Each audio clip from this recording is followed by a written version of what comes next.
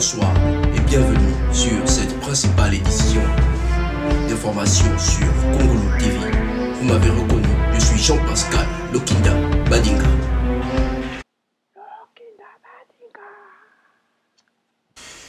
Merci d'avoir choisi Congolo TV pour vous informer, mais d'abord les titres de ce journal. Premièrement, Jirio, bois de l'eau si ça pique. Tris, ils n'ont pas le niveau. Et Papa Wemba, show me the way. Au sommaire de ce journal, il y a quelques jours, nous avions demandé donc aux Gabonais à l'occasion d'un sondage qui, selon vous, va gagner les élections présidentielles d'août 2016. 75% ont répondu oui, 10% ont répondu lol et 50% ont répondu cheap. Un forum, toujours un forum et encore un forum dans notre pays. Celui-ci avait pour thème la stratégie entrepreneuriale internationale de la femme dans un contexte géopolitique interministériel. Il a réuni donc plusieurs experts internationaux qui ont séjourné dans notre pays. Ils ont réfléchi donc au Salon international de l'agriculture de Libreville. Si vous nous demandez de quoi il s'agissait véritablement lors de ce forum, nous ne savons pas. Nous savons simplement qu'il a coûté plus de 2 milliards de francs CFA.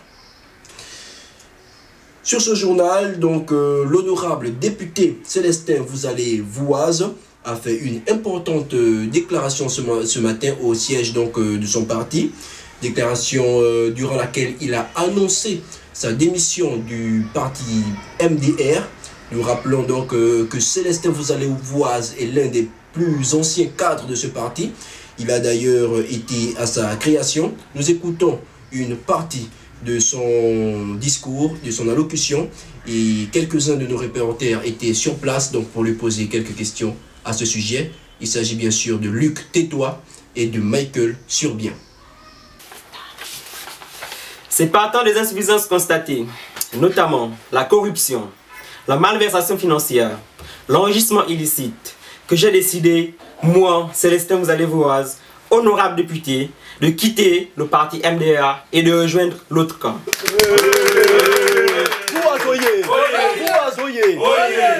Mais très cher honorable, vous nous parlez ici d'enrichissement illicite. Vous-même, vous êtes riche? Ben, pas comme on entend. Et vous devez rembourser tout l'argent que vous avez volé pendant que vous étiez dans le parti. Et pourquoi? Effectivement, vous aussi vous êtes enrichi illicitement. Donc, vous devez rendre l'argent. Bien sûr. Est-ce qu'il était question de ça lorsque je suis arrivé ici? Et d'abord vous, qui vous a invité? Oh! C'est ça? Quoi? Je démissionne. Très longtemps critiquée pour la qualité de ses services et fournitures, la SEEG a décidé donc de répondre à ses détracteurs. Elle affirme donc aujourd'hui être capable d'assumer donc ses responsabilités. Elle s'est dotée dernièrement du matériel dernier cri, pouvant servir donc à fournir des services beaucoup plus efficients à la population gabonaise. Notre super reporter Michael Surbien était sur place pour poser des questions donc à leur technicien supérieur international diplômé de d'HEC et du MIT. Nous leur avons donc posé des questions sur le nouveau matériel qu'ils venaient d'acquérir et sur son fonctionnement. Voici ceux qui nous ont répondu. Bonjour à tous, nous sommes en présence d'un ingénieur de la SEG qui vient nous présenter le nouveau matériel qu'ils ont acquis. Ici, nous sommes dans la zone d'Angondje où il y a la construction de nouveaux logements sociaux. Et c'est ici que nous avons commencé à installer nos nouveaux compteurs. Ces compteurs-là permettent d'éviter les délestages et les coupures électriques. Et ce sont des compteurs de dernière génération. Et vous pouvez nous montrer comment ça fonctionne? Ah, mon frère, c'est des compteurs de dernière génération. En réalité, c'est que je ne connais pas comment ça fonctionne, hein. Mais bon, on va quand même essayer pour voir. Bien sûr. Oh. Mais qu'est-ce qui s'est passé? Mais qu'est-ce qui s'est passé? Oh, ça c'est pour la coupure. Hein? C'est la coupure? Ouais. Tous les jours. C'est pas possible. En tout cas, on est déjà habitué, il n'y a pas de souci. Mesdames et messieurs, donc nous nous excusons pour cette situation que nous ne maîtrisons pas. Vous vous rendez compte, nous le vivons ici, tous les jours. L'État gabonais a acquéri, on dit acquéri, hein. Vous avez compris, donc plus de 150 chasse-neige, oui, des chasse-neige, et qui passe là? Plus de 150 chasse-neige, donc je disais, au coût de plus de 1200 milliards de francs CFA. Le gouvernement a justifié cet achat faramineux par le fait que les températures augmentent du point de vue je me rattrape car je suis un journaliste très professionnel. Et donc ils ont justifié cet achat par le fait que les températures augmentent liées donc au réchauffement climatique et que d'ici 1000 ou 1500 ans, il se peut que le Gabon soit donc un pays où il neige et que ça pourrait nous servir éventuellement un de ces jours. Donc le gouvernement est très prévoyant car qui veut la paix prépare la bagarre, la guerre.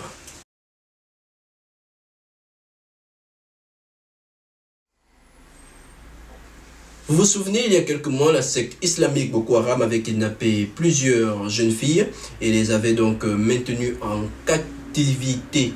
Les choses de on dit ça comment? En captivité, donc pendant plusieurs mois. Grâce à l'intervention de plusieurs militaires donc des forces internationales, ces jeunes filles ont donc pu être secourues. Et sur ce plateau, nous recevons donc l'une d'elles qui vient donc nous témoigner des malheurs et des souffrances qu'elles ont dû subir durant leur période de captivité. Et nous lui remercions d'ailleurs déjà d'être présente sur notre plateau de Congolo TV et d'avoir choisi la meilleure chaîne de l'univers pour venir s'informer et nous donner donc plus d'informations. Bonjour mademoiselle Aïssata. Oui, bonjour monsieur. Nous sommes très heureux de vous recevoir ce soir et donc nous voulons donc partager avec vous la peine et la tristesse donc pour l'événement que vous avez donc subi. Mais dites-nous, qu'est-ce que vous avez subi là-bas véritablement? Mais qui vous a dit que j'ai subi même quelque chose, Mamo? Hein? Moi j'étais bien là-bas, hein? Je pouvais wake tout le temps avec plusieurs mecs à la fois. Vous voulez donc dire qu'ils ont abusé de vous? Parce que là, vous êtes en train de dire que vous avez wake pendant plusieurs mois. Mais vous voulez peut-être dire abusé de vous pendant plusieurs mois? Non? Non. Je ne parle pas d'abus. J'étais consentante, hein? C'est ce qui me manquait depuis. Je vous assure. Attendez. Si je comprends votre raisonnement, vous n'êtes pas heureuse quand vous êtes secourue? Ici, là, vraiment, non. Je ne suis pas heureuse. Hein? Vous avez gâché mon bonheur. Alors que là-bas, j'étais au paradis, hein? Ah. Je peux comprendre que vous êtes donc traumatisé. Donc, vous vous dites peut-être parce que on appelle ça le syndrome de Stockholm. Notez-le. Le syndrome de Stockholm, donc les kidnappés, donc les victimes s'attachent parfois à leur bourreau. Est-ce que c'est votre cas? Non. C'est pas un traumatisme ou syndrome de je ne sais quoi. Pour moi, là, c'est sérieux, hein? Ah, pour vous, c'est sérieux? Oh, oui, bien sérieux. Ici, quand une fille gère plusieurs mecs, on la traite de boro. Alors que là-bas, même le goût. Mais ça va aux antipodes, notez-le, aux antipodes donc de ce que nous attendions de vous, donc voilà, de votre déclaration. Mais attends, je ne vais pas vous dire des choses qui sont fausses, hein? Je ne vais pas mentir pour dire des choses que vous voulez entendre. Moi, je dis ce que je ressens, je dis la vérité. Oh. Est-ce que vous êtes prête à retourner chez eux? Oui, même tout de suite là, hein? Parce que dès que j'arrive ici là, oh non mon Dieu, je suis morte, hein? Je suis foutue. Je veux retrouver mon mari et puis ses amis. Et puis même, depuis que nous sommes revenus là, nos parents, hein, ils refusent de nous accueillir comme quoi on a été essuyés. Que c'est nous qui avons demandé de partir là-bas. Ah, vous avez même déjà trouvé un mari? Bien sûr. Ah, tu blagues, hein? La vie là, il faut être posé avec son homme. Ah, sinon tu vas finir, tu risques de te retrouver dans la rue comme ça là, hein, sans avoir un mari. Au moins c'est là-bas j'ai trouvé un mari qui accepte de partager, hein. Il ne voit pas de problème que je sois avec plusieurs hommes, il n'y a même pas de honte pour ça. Oh. Mesdames et messieurs, comme quoi chacun ses problèmes.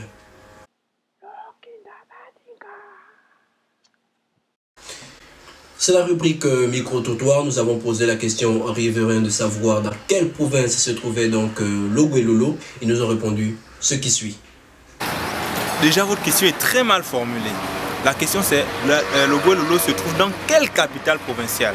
Et je vous réponds, c'est dans la Lolo-Bouengidi. Logoué-Lolo est dans quelle province? Le goût quoi?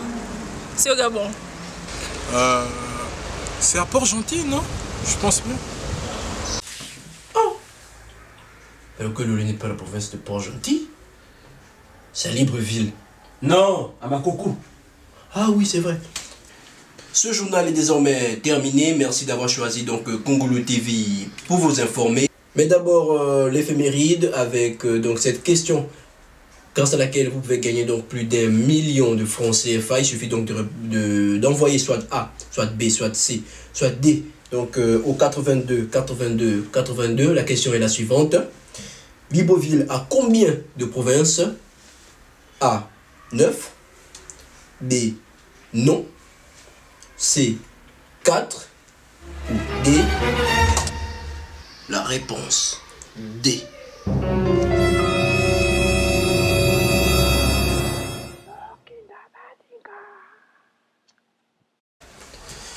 Maintenant, nous passons donc au proverbe du jour. Il dit ceci. C'est par respect que l'éléphant vient donc détruire ton champ la nuit, car s'il passe pendant la journée, tu vas faire quoi? Malheureusement, sur ce journal, il n'y aura pas donc de page météo, car notre présentateur vedette Jacques Ndjoka est malade. Et donc...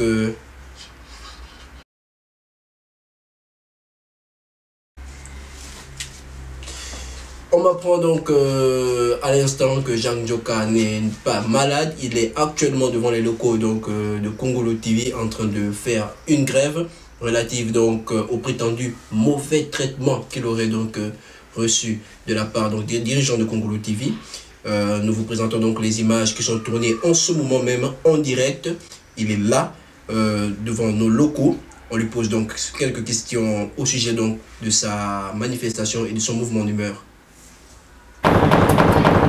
Cela ne veut pas m'ouvrir. Hein. Ouvre-moi. Oui, mais... Je suis là. Oui, monsieur. Merci d'être là. On est dans le même bateau là. Hein? Nous, on est journalistes. Voilà. Je fais grève. Je fais grève pour 3 choses. D'accord? Pour 3 choses. Pour discrimination alcoolique. Hein? Les gars ne savent pas que l'alcool c'est notre patrimoine national. Hein? Ils ne savent pas ça. Hein? Je fais aussi grève pour l'égalité des chances. Hein? Moi je bois. D'accord, je bois. Mais on doit me mettre au même diapason que les autres. J'ai autant les mêmes chances d'être... voilà. J'ai le droit d'être au même diapason que ceux qui boivent aussi, ou ne boivent pas. Je disais quoi? Oui, voilà. Je veux aussi qu'on me rende ma météo. Voilà. Je veux qu'on me rende ma partie dans le journal. C'est pas normal. On ne peut pas chasser quelqu'un parce qu'il boit. Oui, parce qu'il boit. Ouvre-moi! C'est la fin de ce journal, donc merci de nous avoir regardé et d'avoir choisi Congolo TV pour vous informer. Nous vous donnons rendez-vous demain donc pour une autre édition d'information avec des informations tout aussi croustillantes, intéressantes et surtout capitales pour vos vies. C'était un plaisir pour moi, Jean-Pascal Loki Dambanika, de vous informer. À demain, 20h, même heure. Merci. Adieu. À bientôt. Merci. Dédicace aussi à tous mes éléments qui me regardent depuis les États-Unis d'Akébé. Mesdames et messieurs, nous sommes de retour.